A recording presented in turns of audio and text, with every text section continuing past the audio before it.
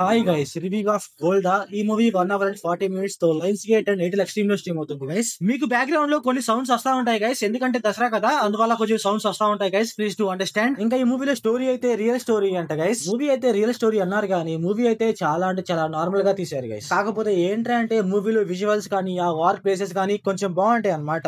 ఇంకా ఈ movie plot line ఏంటంటే 1973లో ఇస్రాయిల్ లో ఒక వార్ జరుగుతుంది గైస్. అయితే ఆ వార్ లో ఇస్రాయిల్ ప్రజలు ఎలా కష్టపడ్డారు, అప్పుడు ఇజ్రాయెల్ ప్రెసిడెంట్ ఏం చేసింది అనేసి మనం మూవీలో చూస్తాం గైస్. ఇంకా ఈ మూవీ ఫ్యామిలీ వాచబుల్ అంటే yes guys watchable. Adult scenes అయితే ఏముండవు. ఇంకొకటి ఏంటంటే మన వీడియోస్ అయితే అందరు చూస్తున్నారు కానీ ఎవరు అయితే సబ్స్క్రైబ్ చేయలేదు గైస్. Please do subscribe. ఇంకేంటంటే గైస్, మూవీలో 1973కి సంబంధించిన కొన్ని విజువల్స్ ఉంటాయి గైస్, అవైతే కొంచెం బాగుంటాయి గైస్. కొంచెం ఓల్డ్ గా ఉన్నట్టు కొంచెం బాగుంటాయి చూడటానికి అయితే. ఇంకా మూవీలో కొన్ని ఫ్లాష్ బ్యాక్ స్టోరీస్ ఉంటాయి గైస్, అవి కూడా బానే ఉంటాయి. కాకపోతే ఏంటంటే యాక్టర్స్ ట్రాన్స్ఫర్మేషన్ అంతగా బాగాలేదు గైస్. ఈ టైమ్ లో ఎలాగున్నారు ఫ్లాష్ బ్యాక్ స్టోరీలో కూడా అలాగే ఉంటారు అనమాట. ఇంకా ఈ మూవీలో స్టోరీ అయితే బానే ఉంది గైస్, కొంచెం కొత్తగా చూడటానికి అయితే కొంచెం బానే ఉంది. కాకపోతే ఏంటంటే మూవీలో అంతగా డ్రామా ఉండదు గైస్. అందువల్ల అయితే మనకైతే చాలా అంటే చాలా సీన్స్ అయితే కొంచెం ల్యాగ్ అనిపిస్తాయి. అలాగే కొన్ని సీన్స్ అయితే అంతగా ఎంగేజింగ్ గా కూడా ఉండవు అనమాట. లిటరల్లీ ఏంటంటే మూవీలో ఎప్పుడైతే ప్రెసిడెంట్ కనిపిస్తుందో నాకు అప్పుడే ల్యాగ్ అనిపిస్తుంది అనమాట. అదేదో నాకు అర్థం కాలేదు. ఎందుకంటే ఆమె చూడటానికి అయితే కొంచెం ముసలావలా ఉంటుంది అనమాట.